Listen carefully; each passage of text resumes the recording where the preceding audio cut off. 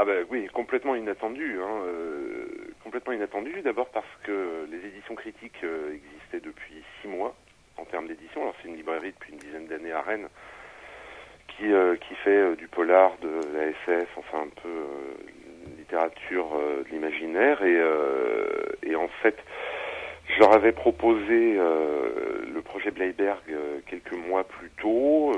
C'était bon évidemment plus un thriller, donc c'était a priori pas trop ce qu'eux étaient préparés pour sortir. Et en fait, la lecture du bouquin les a incités à créer une collection thriller et à sortir Bleiberg. Donc ils en avaient tiré au départ 1500 exemplaires. Et je vous cache pas que moi je me demandais un peu comment on allait les vendre. Hein. Ils n'étaient pas diffusés, pas distribués. Il y avait quelques librairies en Bretagne et quelques-unes à Paris qui vendaient le livre.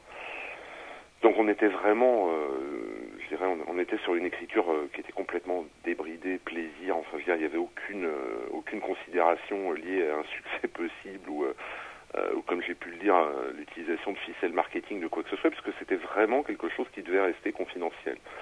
Et puis, quelques jours après la sortie, la librairie critique, les éditions critiques ont reçu un coup de fil de la Griffe Noire de Gérard Collard, qui leur demandait d'où venait ce bouquin, qui j'étais, parce qu'en fait, le livre avait été lu par son chef de rayon policier, qui lui avait dit que il trouvait ça formidable, enfin voilà. Et donc il a eu un énorme coup de cœur autour, Marina Carrère-Dancos aussi, et du coup ils en ont parlé au magazine de la santé.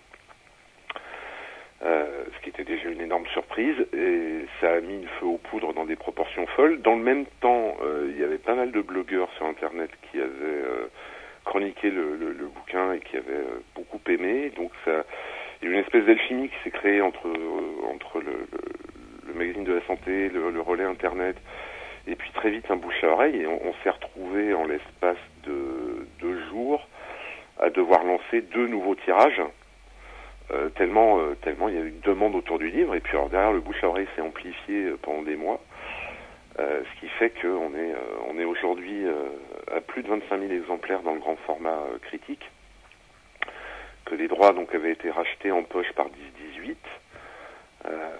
Donc le poche est sorti au mois de novembre là cette année, et ce qui est amusant, c'est que le poche connaît exactement le même succès qu'a eu le grand format, mais c'est vrai que c'était complètement inattendu. Je veux dire, ni critique ni moi n'étions d'abord on n'en rêvait pas et on n'était absolument pas préparés à ce qui nous est tombé dessus, quoi.